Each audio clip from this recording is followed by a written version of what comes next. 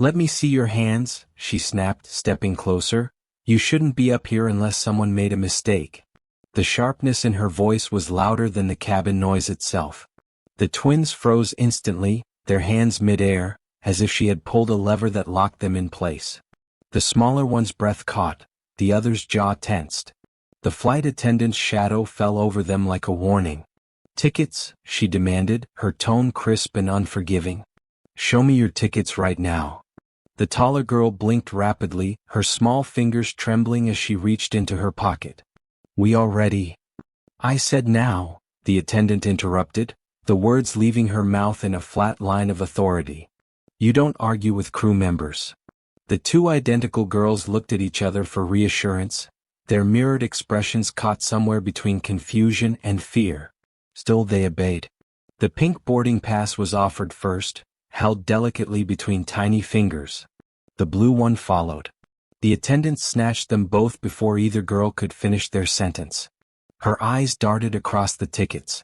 The pause that followed was brief but heavy.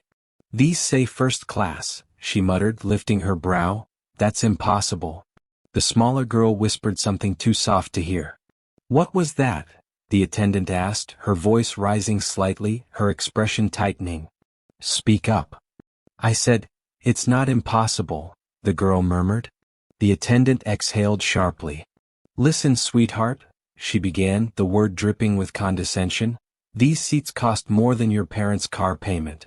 So either someone entered something wrong or you two got on the wrong flight entirely."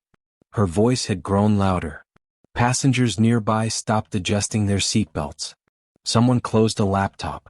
A man across the aisle leaned slightly forward, curiosity flickering across his face. The sound of the overhead vents was now the only background noise between sentences. "Please," the taller twin said softly, "we're supposed to be here." "Supposed to be?" the attendant repeated with a faint laugh that had no humor. "That's a new one.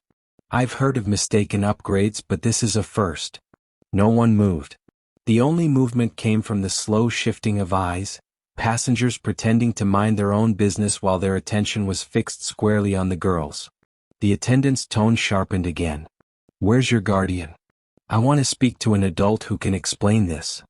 "They're meeting us at the airport," the smaller twin answered, her voice faint but steady. "Of course they are," the woman replied. "How convenient." She looked over her shoulder and gestured toward the back of the plane. "Officer Harmon," she called. "Could you come up here for a moment?" From the rear of the aisle, a man in a Navy uniform began to approach, his posture calm, his steps unhurried. The cabin seemed to grow smaller with every stride he took. The attendant straightened, adjusting her red scarf as if preparing for validation. As the officer neared, the taller twin's fingers began to twist together in her lap. Her sister placed her hand gently over them, their quiet unity speaking louder than any defense. The officer stopped beside them, his gaze moving between the girls and the attendant. "What seems to be the issue?" "I have two minors sitting in first class with tickets that don't make sense," the attendant said quickly. "They claim they belong here, but I'm not seeing how that's possible." He nodded once, taking the tickets from her hand. He studied them silently, scanning the codes with a small device clipped to his belt. The screen blinked green. "They're valid," he said simply. The attendant frowned. "Are you sure?" "I am." "That doesn't make sense," she insisted, lowering her voice but not her tone. "Do you know how expensive these seats are? They're 10 years old at most. Who books children into first class unless they—" "Unless they what?" the officer asked mildly. She caught the question mid-sentence and faltered, suddenly aware of the weight of the attention surrounding them. "Unless there was an administrative error," she finished. He looked at the girls again. "Everything checks out," he said. Their names matched the manifest. The attendant's lips tightened. "Then someone made a mistake. They shouldn't be here." The girls didn't flinch this time. Their stillness carried something different now, not fear but quiet endurance. The kind born from experience. "Ma'am," the officer said, "the tickets are approved by the airline system. That means whoever handled their booking cleared it." "Well, I'll double-check that myself," she muttered, stepping away slightly. Her polished shoes clicked against the narrow aisle as she pressed her earpiece. "Front desk, this is Turner on flight 308. I have 2 minors seated in first class under the last name Collins. Can you verify who approved that upgrade?" The pause stretched long. Long enough that the officer shifted his stance. Long enough that passengers whispered faintly among themselves. When she finally spoke again, her voice was lower, uncertain. "Say that again?" she asked into her mic. Another pause. Her face began to change. Her hand lowered slowly from her earpiece, her eyes unfocused for a moment. "They're what? What is it?" the officer asked. "They're listed as official guests," she said faintly. The cabin quieted again. "Guests of who?" he pressed. "The airline," she admitted, her throat dry. "They're here under the company's charity program. They're the featured recipients for the youth scholarship we're sponsoring." The silence that followed carried a sting of realization. The taller girl, Ruby, a composed 10-year-old whose poise seemed far beyond her age, sat back in her seat with deliberate calm, folding her hands neatly in her lap.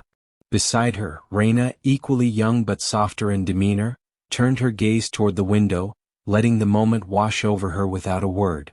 They didn't smirk, didn't gloat. Their composure itself was louder than victory. Elaine Turner, a 34-year-old flight attendant with a reputation for authority and precision, stood rooted to the spot. The control that usually gave her confidence now betrayed her, leaving her stranded in awkward silence. Ruth Daniels, a 45-year-old chief cabin officer known for her calm authority, appeared near the cockpit. "Is there a problem?" she asked evenly. Elaine's mouth opened, then closed again. "Just a misunderstanding." Ruth's gaze shifted to the twins, and in an instant she seemed to understand. Her tone softened. "Welcome aboard, young ladies. We're honored to have you here." Ruby and Raina both nodded politely. "Thank you," they said together, their voices clear and unshaken. Ruth turned back to Elaine. "Take a moment to gather yourself," she said quietly but firmly. "We'll speak after takeoff." Elaine's cheeks flushed red as she stepped aside. The officer gave the twins a small nod of respect before retreating. The passengers pretended to resume their business, though the air still carried an awkward hum. The engines began to power down. The pilot's voice broke the uneasy quiet. "Ladies and gentlemen, we'll be momentarily delayed before departure. Thank you for your patience." Elaine stared straight ahead, her hands clasped behind her back. She could feel every set of eyes still on her. Her authority had turned to weight she could no longer carry. The twins sat quietly, side by side, their calmness filling the space where outrage could have lived. They didn't need to prove anything, the truth had already done it for them. What would you do in this moment? Would you speak up or stay silent? Comment below if you believe in equal treatment for everyone. Hit subscribe if you believe racism should never be excused. Elaine stood frozen, her hand gripping the edge of the nearest seat to steady herself. The reality of what had just unfolded began to press against her chest like invisible weight. The officer had moved on, the chief cabin officer had returned to her post, but the stares, those silent, knowing stares, remained. She could feel them. Every whispered conversation, every subtle glance, felt like a spotlight on her mistake. She turned her head slightly, catching the reflection of her face in the small window of the galley door. Her professional mask, carefully applied with red lipstick and self-assured posture, was cracking. For years she had prided herself on precision, on command. She believed she could spot trouble before it started. And yet here she stood, the architect of humiliation. Across the aisle, Ruby and Raina sat perfectly still. Their small hands rested neatly on their laps, their backs straight against the leather seats. They said nothing, but their silence carried an elegance far beyond their 10 years. The space between them hummed with quiet understanding. They didn't have to speak, they had already learned what silence could say. The taller of the two, Ruby, shifted her gaze toward the front of the plane. Her calm expression hid the tremor in her chest. She could still hear the tone the attendant had used, that clipped, doubting tone she had heard before in stores, in lobbies, in places that seemed to question her right to exist comfortably. She had promised herself she wouldn't cry. Not here. Not now. Beside her, Raina pressed her thumb gently against Ruby's wrist, a silent message that meant we're okay. It was a gesture they used often, a kind of secret language. Raina, though smaller and quieter, carried a strength of her own, a kind that lived in her eyes in the way she faced cruelty without shrinking. Elaine finally turned back toward them. "Ladies," she began, her voice strained but controlled, "I'd like to apologize for the confusion earlier. There was a miscommunication with the gate staff. I didn't realize you were part of a special program." Ruby looked up at her, polite but unyielding. "It wasn't confusion, ma'am," she said softly. "You just didn't believe us." The words, though quiet, hit harder than a shout. A ripple of silence passed through the front rows. Elaine's throat tightened. She forced a small, uneasy smile. "I assure you that wasn't my intention," she replied. "It's just that." "You didn't think we belonged here," Raina interrupted, her small voice firm but trembling at the edges. "You said it wasn't possible." Elaine's lips parted, but she had no reply. For a moment, she looked like she might say something defensive, but the presence of watching eyes reminded her that she had already said enough. She stepped back, nodding once. "Enjoy your flight," she murmured, retreating down the aisle. Behind her, passengers shifted uneasily. A woman whispered, "Good for them." Another sighed, shaking her head. But most remained silent, preferring the safety of neutrality over the discomfort of truth. In the jump seat near the galley, Ruth Daniels quietly observed the scene. At 45, Ruth was a woman who had seen too much of human nature to be surprised by it, but this moment stirred something deeper in her. Her years in the airline industry had taught her patience, diplomacy, and the art of quiet correction. But watching those two little girls endure humiliation with such grace made her chest ache. She leaned toward the intercom and pressed a button. "Captain," she said softly, "delay departure until further notice." The pilot's calm voice came through. "Copy that. Any issue?" "Just taking care of something important," she replied. Elaine glanced up from the galley, confused. "We're grounded again?" Ruth's tone was even. "Yes. Temporarily." Passengers murmured again, the sound of speculation rising like gentle waves. Elaine's heart began to pound. She tried to read Ruth's expression, but the woman's calm face betrayed nothing. Ruth stepped into the aisle, approaching the twins. "Ruby, Raina," she said gently, "would you mind telling me which charity you're representing?" Ruby nodded. "The Bright Minds Initiative," she said quietly. "It's for young students who help their communities. We were invited by the airline to attend an awards ceremony in New York." Ruth smiled faintly, a softness touching her otherwise stern demeanor. "I've heard of it," she said. "It's a wonderful cause." She turned slightly, glancing toward Elaine. "And you," she said calmly, "should have heard of it too. It's our company's own partner organization." Elaine's eyes widened. "Our partner?" "Yes," Ruth said, her tone sharpening slightly. "They're our guests, personally approved by the corporate sponsorship board. Which means their names were on the list you were supposed to review before boarding." Elaine's throat went dry. She remembered the email she had skimmed the night before, something about promotional guests and charity recipients, but she hadn't paid attention to the details. She had assumed it didn't matter. She had assumed, without question, that she could always spot who belonged and who didn't. Ruth's gaze lingered on her for a long, silent moment before turning back to the twins. "You both handled that beautifully," she said softly. "I'm sorry for what you experienced." Ruby's reply came with a grace beyond her years. "It's okay. We've learned that not everyone sees the same way." Ruth's eyes softened. "And yet you still choose kindness." Ruby nodded faintly. "That's what Mom says, to be calm even when someone isn't." Elaine exhaled slowly, her chest tightening with the ache of guilt. She wanted to speak, to apologize again, but every word felt useless now. Nothing she said could erase what the passengers had heard, what the girls had endured.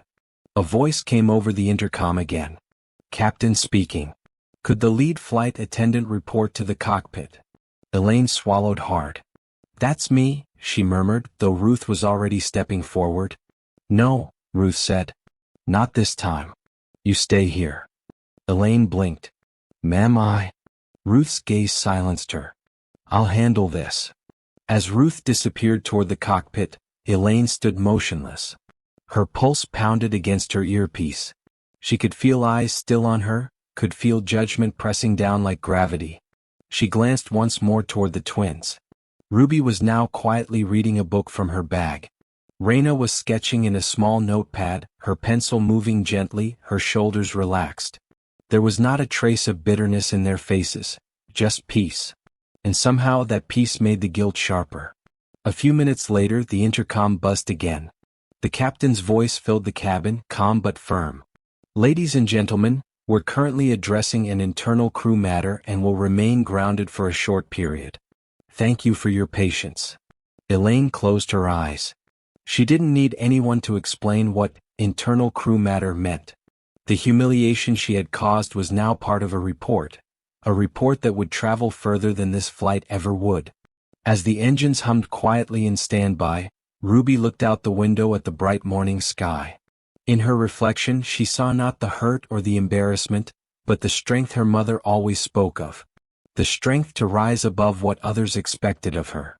She turned to Raina and smiled faintly. "Mom's gonna hear about this," she whispered. Raina giggled softly. "Yeah," she said, "and she's gonna make sure they hear about it too."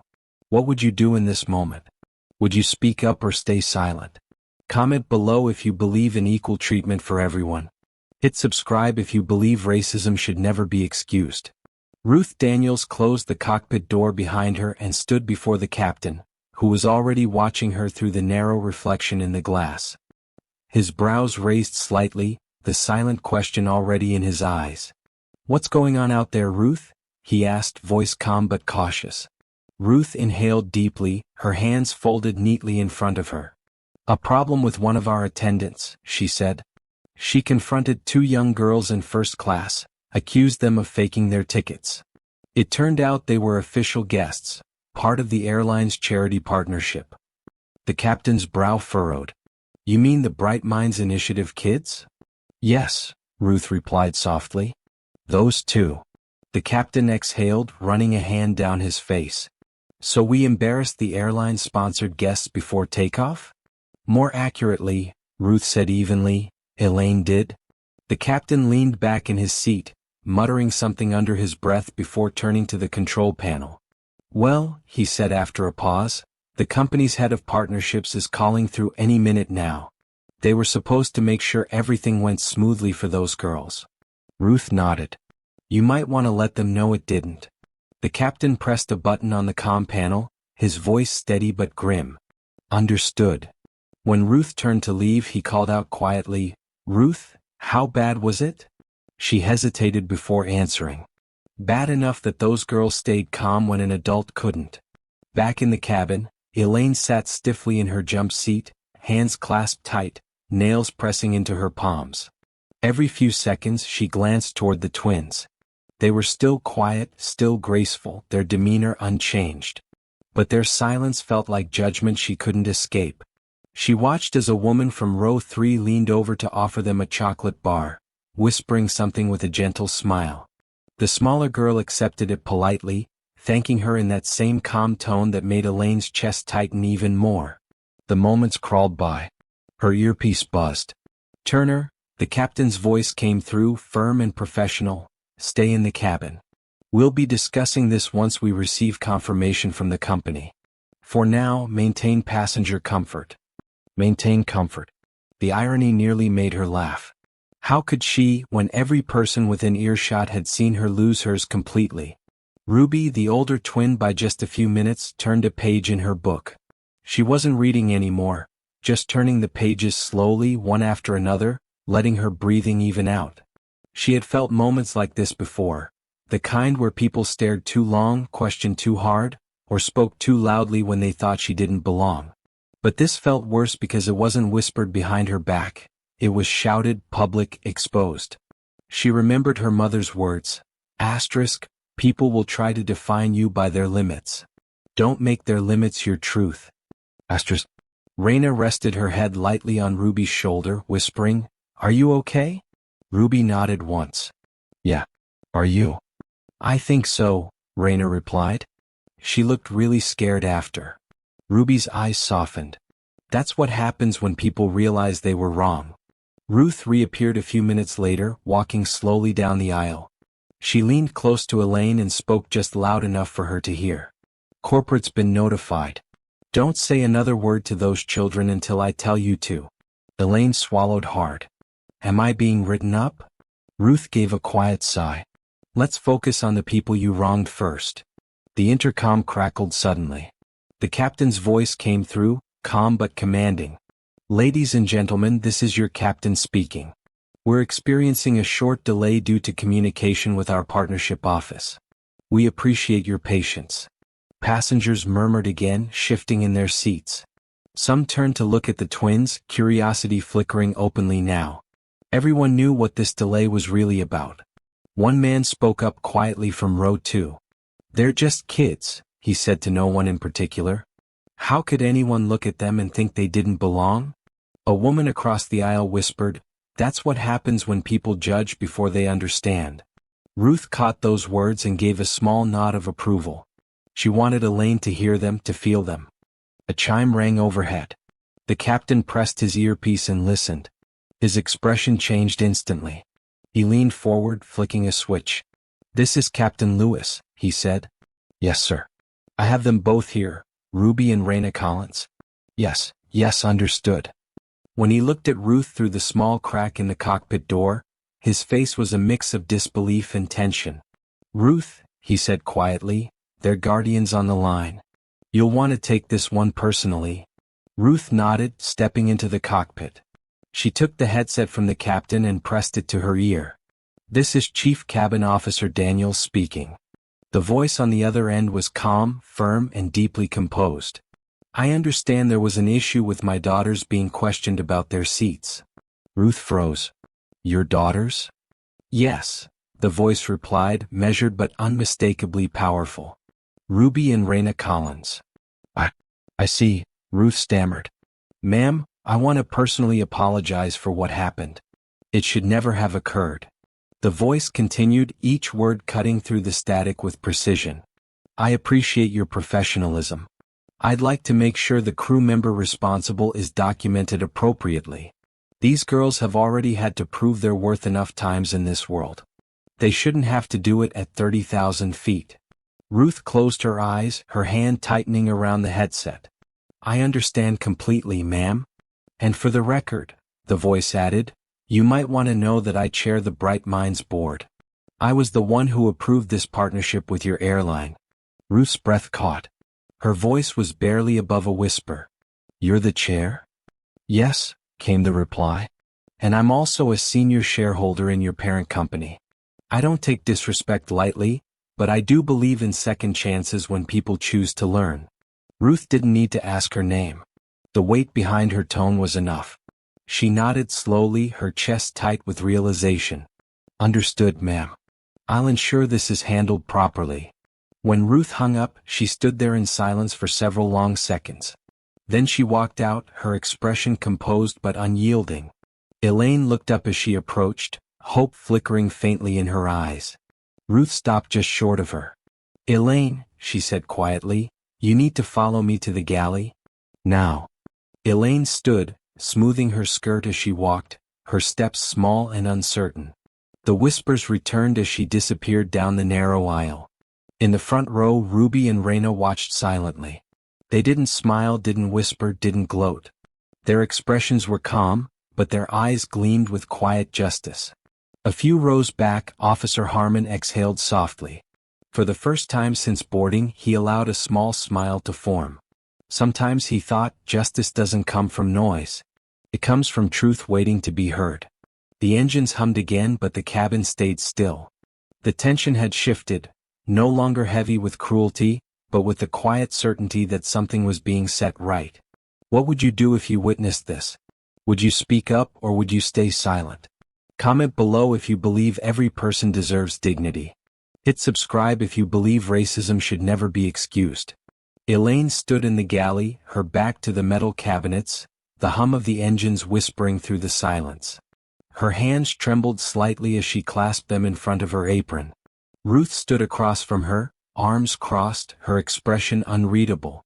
The air between them was taut, heavy, the kind of silence that made a person's heartbeat sound too loud in their own ears. "Elaine," Ruth began softly, her voice calm but cutting, "do you understand what just happened out there?" Elaine swallowed hard. "Yes, ma'am. I made a mistake." Ruth tilted her head slightly. "A mistake is forgetting a passenger's drink order. A mistake is misplacing a manifest sheet. What you did wasn't a mistake, it was an assumption." Elaine blinked, her eyes darting downward. "I didn't mean." "You didn't think," Ruth interrupted. Her tone wasn't cruel, but it left no room for evasion. "You saw two young black girls in first class and decided there was no way they belonged there. You didn't ask. You accused." Elaine's throat tightened. Her voice trembled when she finally spoke. "I was just trying to maintain order. I thought." "You thought wrong," Ruth said quietly. "And those girls handled your behavior with more grace than most adults could have managed. Do you realize that?" Elaine's silence said everything. Ruth took a step closer. "Do you know who their mother is?"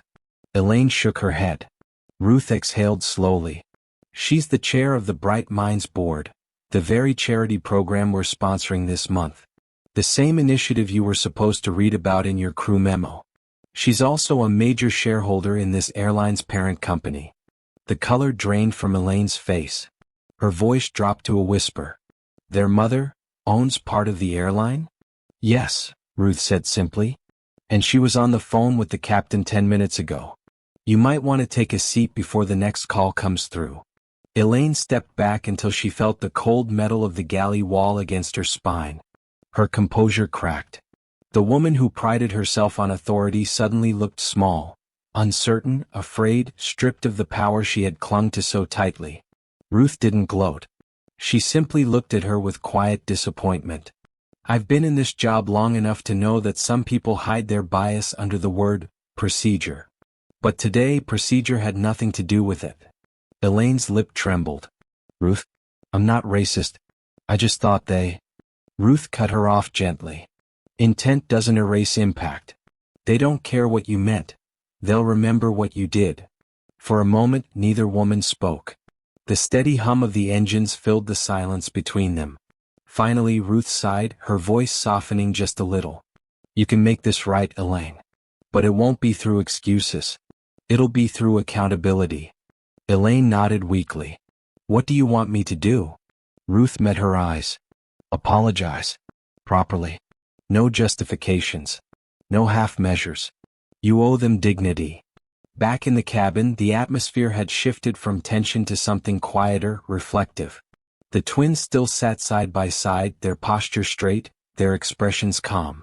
They looked out the window, whispering softly to each other, unaware, or perhaps fully aware, of how deeply their presence had shaken the people around them. Officer Harmon lingered near the front of the cabin, pretending to review a report on his tablet. In truth, his eyes flicked to the twins every so often. There was something humbling about the way they carried themselves, how they had endured the humiliation without bitterness, without anger. He thought about how easy it was for people to assume, how often dignity was stolen in moments like this. He'd seen passengers raise their voices, lash out, argue. But these two children, 10 years old, polite and composed, had handled it like seasoned diplomats. When Ruth returned, she walked straight to the twins. Her expression was warm, her tone steady. "Girls," she said softly, "thank you for your patience. We're resolving the issue now." Ruby turned to her, her eyes curious but kind. "Are we still taking off soon?" "Very soon," Ruth replied. The captain just needed to make one last call. At that moment, Elaine appeared again, slower this time, her steps hesitant. Her usual brisk, confident walk was gone. Every passenger who had witnessed the earlier confrontation turned their heads as she entered the aisle. She paused near the twins' seats, taking a deep breath before speaking. Her voice came out quiet, uneven. "I owe you both an apology," she began. "I was wrong. I shouldn't have questioned your place here, and I shouldn't have spoken to you the way I did." Ruby and Raina exchanged a glance but said nothing. Elaine continued, her tone breaking slightly. I let my assumptions guide my actions, and that's not acceptable. I know that words can't undo what happened, but I hope you'll accept my apology. Ruby tilted her head slightly. Thank you for saying that, she said gently. We just wanted to be treated like everyone else. Raina nodded beside her, her small voice adding, we didn't want trouble. We just wanted to fly. Elaine's eyes welled for a moment, though she blinked it back.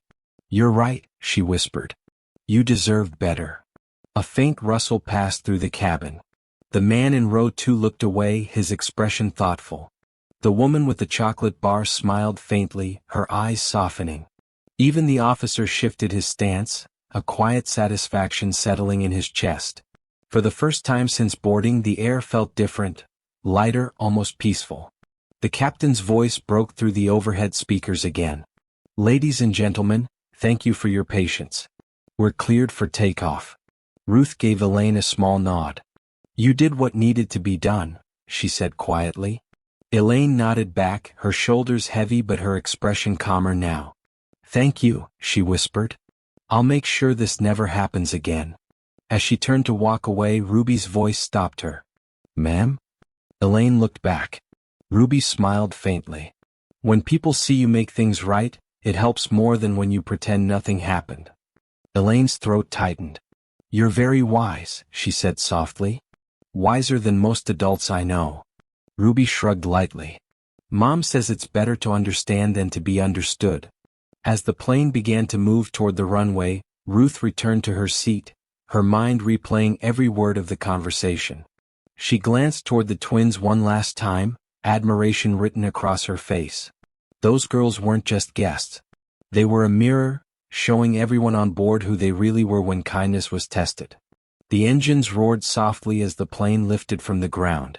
The clouds rose to meet them, white and endless. And in that quiet ascent, every person who had watched the scene unfold was left thinking the same unspoken thought. Some lessons don't come from training, they come from truth. What would you do if you were there? Would you speak up for what's right or watch in silence? Comment below if you believe in equal treatment for everyone. Hit subscribe if you believe racism should never be excused. As the plane leveled high above the clouds, the cabin lights softened to a warm glow. The earlier tension still lingered faintly, like the last trace of turbulence after a storm, but something in the air had changed. The passengers had quieted into thought. Conversations were hushed, gentle, and reflective. Ruby sat with her hands folded in her lap, her gaze steady on the clouds beyond the window. Her reflection looked older than her years, her calm expression a quiet echo of her mother's composure. 10 years old, yet she carried herself like someone who had already learned the cost of dignity in an unequal world. Raina, her softer twin, leaned against the seat, her drawing pad open again. Her pencil glided lightly across the paper. She was sketching the flight attendant, though she didn't make her look angry this time. She drew her with a small, regretful smile instead. You're drawing her? Ruby asked gently. Raina nodded, her pencil still moving. Yeah. Mom says people who hurt you the most are often the ones who need grace the most. Ruby smiled faintly, the corners of her lips lifting. You always listen to Mom. She's usually right, Raina said. And besides, I think she'd want us to forgive her. The words hung softly between them. Forgiveness. A word too big for their age but somehow fitting perfectly in their hearts. A few rows away, Officer Matt Harmon leaned his head back, watching the clouds through the small round window by the exit door. He had seen confrontations before, plenty of them, but this one stuck differently. He had watched 2 children show more restraint and maturity than most adults he'd ever met. It made him think about his own daughter, who was the same age. He imagined her sitting there, small and polite, being treated as if she didn't belong, and the thought made his stomach twist. He made a mental note to speak to corporate later, to make sure what happened today was written up properly, not buried in a pile of flight reports. From the galley, Elaine re-emerged quietly, no longer the authoritative presence she had been before. Her steps were slower now, deliberate. Every movement seemed to carry reflection rather than control. She paused by the aisle, her eyes falling on the twins once more. They didn't look at her, but she didn't expect them to. She simply watched for a moment, silently grateful for the second chance Ruth had allowed her. Ruth Daniels sat nearby, reviewing her notes for the post-flight report. But her mind wasn't on paperwork, it was on what she had witnessed. After 30 years of working in the skies, she had learned that discrimination didn't always scream. Sometimes, it whispered through tone, posture, and doubt. And too often, it was allowed to float by unchallenged. Not today, she thought. A gentle ping interrupted her thoughts. The intercom light blinked, signaling a call from the cockpit. She answered it quickly. "This is Ruth." The captain's voice was calm but pointed. "We just received another call from corporate. The chairwoman of Bright Minds wants to speak with the crew after landing." Ruth straightened in her seat. "Understood. Will it be a call or an in-person meeting?" "In person," the captain replied. "She's waiting at the terminal." Ruth blinked. "She's flying in?" "No," the captain said. "She was already there. She came to see her daughters land safely." Ruth's pulse quickened slightly. "Understood, Captain. I'll make sure we're ready." When she hung up, she turned toward Elaine. "You'll want to gather yourself," she said gently but firmly. "Their mother will be waiting for us when we land." Elaine froze, her face going pale again. "She's here? At the airport?" "Yes," Ruth said. "And she's requested to meet the entire first-class crew." Elaine's voice came out thin. "I don't know what to say to her." Ruth closed her folder and looked at her steadily. "Then don't say much. Just listen. Sometimes silence says more than words." The minutes passed quietly. The hum of the engines was soothing now, no longer heavy. Ruby and Raina sat together, whispering softly about the ceremony ahead, about the dress their mother picked for the event, and how proud she'd be that they kept their composure. They weren't thinking about revenge or humiliation, they were thinking about peace. When the plane finally began its descent, a voice came over the speakers. "Ladies and gentlemen, we'll be landing shortly. Please return your seats to the upright position and fasten your seatbelts." Passengers obeyed, the familiar clicks of buckles filling the cabin.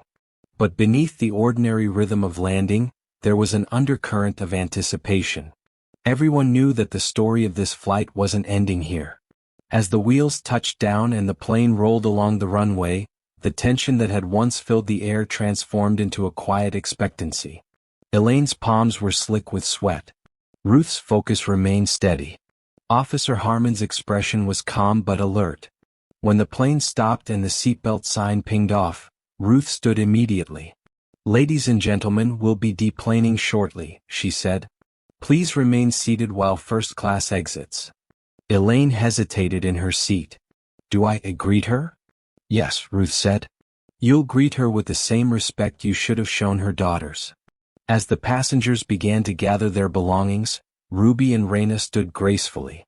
Their small hands held their matching pastel bags, their posture upright, confident. They didn't look scared or uncertain. They looked composed, like children who knew who they were. When the cabin door opened, sunlight spilled into the plane, washing everything in gold. Standing at the gate was a tall woman in a tailored cream suit, her poise unmistakable. Her presence drew attention without effort. Her smile was calm, but her eyes carried a quiet authority that filled the space around her. Elaine's breath caught. She didn't need an introduction. This was the woman from the call, the one who had spoken with such measured control. Ruth stepped aside respectfully. "Ma'am," she said, "welcome aboard." The woman nodded politely, then looked past her.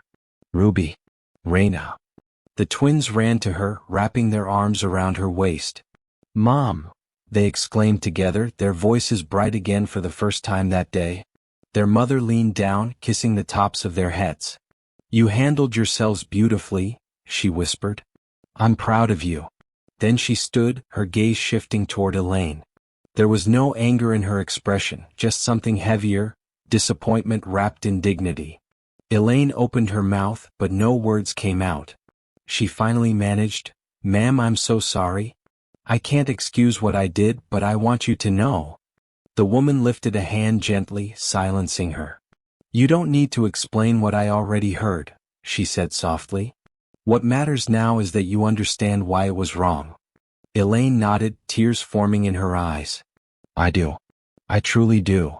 The woman's tone softened. I believe you. Growth begins with discomfort. But I also believe accountability must follow understanding. Ruth stepped forward slightly. Ma'am, we've documented the incident and filed it for review. The company has already been notified. The woman gave a small nod. Good. I don't need punishment. I need change. Her words lingered like truth carved in air. She looked at Elaine once more. When you look at someone, don't see their color or their clothes. See their humanity. That's the only seat in life that truly matters. Elaine's tears finally fell. Yes, ma'am, she whispered. The woman smiled faintly. Then we can call this lesson learned. She turned back to her daughters. Come on, girls. We've got a ceremony to attend. The twins waved politely to Ruth and Officer Harmon as they walked off the plane, their pastel suits bright under the terminal lights. The rest of the passengers sat in thoughtful silence. Some smiled faintly, others just watched, but all of them felt something stir deep inside, something quiet but powerful. Sometimes justice doesn't roar. Sometimes it lands softly like this. What would you do in this moment? Would you speak up for what's right or stay silent? Comment below if you believe in equal treatment for everyone. Hit subscribe if you believe racism should never be excused. The terminal was alive with sound. The hum of rolling suitcases, the intercom's echo of flight numbers, and the occasional laughter of travelers rushing past. But near Gate 24, everything felt still. Time seemed to slow as Ruby and Raina walked beside their mother, their small hands tucked in hers. They walked with the calm of children who had seen the world's unfairness but had been taught not to carry its weight. Behind them, Ruth, Elaine, and Officer Harmon followed quietly. No one said a word. Elaine's heels clicked faintly against the floor, each sound a reminder of the distance between who she thought she was and what she had done. At the end of the jet bridge stood a small crowd from the airline's corporate office. Their suits were crisp, their smiles cautious. One man stepped forward immediately, Mr. Lowell, the Regional Operations Director. Mrs. Collins, he began, his tone deferential, thank you for waiting. I'd like to express our sincerest apologies for what occurred on board. Ruby and Raina's mother, Angela Collins, a composed woman in her late 30s whose quiet authority commanded attention, nodded politely. Apologies are a start, she said softly. But sincerity is measured by what happens after. Lowell nodded quickly, glancing nervously toward Elaine and Ruth. Of course. We'll be addressing the incident internally. Please know the airline does not tolerate any form of discrimination. Angela's expression didn't waver. I'm aware of what your policy says, she replied, but policy doesn't prevent prejudice. Only people do. Her words carried the weight of truth, simple and unflinching. Ruth lowered her eyes slightly in respect. She had heard hundreds of passengers complain over the years, but none had spoken like this, calm, grounded, unshaken. Angela didn't demand or perform outrage. She simply embodied justice, the way light exposes darkness without needing to shout. Elaine stepped forward, her voice trembling but sincere. Mrs. Collins, she said quietly, there's nothing I can say that can undo what happened on that flight. I let my judgment get clouded by my own assumptions. I humiliated your daughters. I was wrong and I am deeply sorry. Angela looked at her, holding her gaze for a long, silent moment. Do you have children, Miss Turner? Yes, Elaine said softly. A daughter. Then I don't need to tell you how it feels to imagine her in that same seat, being treated as less than she is, Angela replied gently. I don't need to make you feel what we felt, because one day life will make sure you understand it on its own. My only hope is that when that moment comes, you'll remember this one. Elaine's shoulders shook. I will, she whispered. Ruth stepped closer. Mrs. Collins, she said respectfully, I want you to know that steps will be taken. I'll personally ensure the airline issues a full statement. What happened on that flight will not be ignored. Angela's gaze softened. Thank you, she said. You showed compassion when it mattered. That's leadership. Ruth gave a small nod, her throat tightening slightly. Those girls reminded me today that real strength doesn't come from authority, she said quietly. It comes from grace under pressure. Angela smiled faintly. That's something they learned from home. Raina, still clutching her mother's hand, looked up. Mom? Yes, baby? Are we still going to the ceremony? Angela smiled. Of course we are. Ruby chimed in softly. Do we still have to give our speech? Her mother bent slightly, brushing a strand of hair from Ruby's face. Especially now, she said.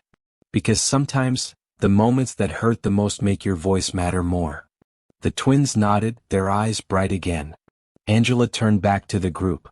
Ms. Daniels, Officer Harmon, thank you both for how you handled things. You can't control ignorance, but you can control integrity. You did the right thing when it counted. Harmon inclined his head humbly. It was the least I could do, ma'am. Angela gave a final nod, then began to walk away with her daughters. The crowd parted naturally as she passed, not because of who she was, but because of the quiet power she carried. Ruth watched her go, a strange mix of admiration and reflection in her eyes. Beside her, Elaine whispered, she didn't yell. She didn't threaten. She just showed you what real strength looks like, Ruth finished softly. Elaine nodded, her eyes glistening. I'll never forget that. As the crowd began to disperse, Ruth lingered for a moment longer. She watched the twins disappear into the bright light beyond the terminal doors, small figures, yet larger than the lesson they had just taught everyone. She turned to Elaine. Come on, she said quietly. We've both got reports to write. But maybe what really needs to change can't be written down. Elaine nodded. No, she said, her voice firmer now. It has to be lived. Ruth smiled faintly. Exactly. By the time they returned to the cabin, the plane was empty and quiet. Elaine looked down at the seats where the twins had sat, seats that had once symbolized privilege, now transformed into symbols of dignity. She rested her hand on the armrest and closed her eyes for a moment. Maybe this was what humility felt like, not punishment but awakening. She whispered under her breath, they handled me better than I handled them. Later that afternoon, the story made its way through the airline office. Not from gossip but through admiration. Crew members spoke about the two little girls who had stood taller in silence than most people did in outrage. About the chief cabin officer who refused to stay quiet. About the mother whose calm justice silenced a room. And somewhere between those conversations change began, not as a policy but as a mirror. That evening in a bright ballroom in New York, Ruby and Raina stood on a stage, their pastel suits gleaming under the lights. The audience of professionals, parents, and young scholars watched as Ruby stepped up to the microphone. Her voice was soft but clear. My sister and I learned today that sometimes, the world will make you prove yourself before it believes you. But that's okay because every time we stay kind and calm, we remind it that we belong, not because someone allowed us to but because we always did. The room fell silent for a moment before erupting into applause. Cameras flashed. Their mother watched from the front row, tears glimmering in her eyes. When Raina took the mic next, she smiled shyly and added, and to anyone who's ever been told they don't belong, don't lose your calm. Sometimes your peace is the loudest protest you can make. The applause that followed was thunderous. Back at the airport, Ruth received a message from corporate later that night. The email read simply, *incident reviewed. Sensitivity and leadership training will be expanded across all international flights. Thank you for your professionalism and courage. She smiled, her heart lighter. Sometimes justice didn't come with sirens or speeches. Sometimes it came in whispers, in apologies, in lessons, in the way people promise to do better next time. Respect is not something you earn by position, it's something you show by character. Dignity doesn't shout. It stands quietly and still changes the room. What would you do in this moment? Comment below if you believe in equal treatment for everyone. Hit subscribe if you believe racism should never be excused.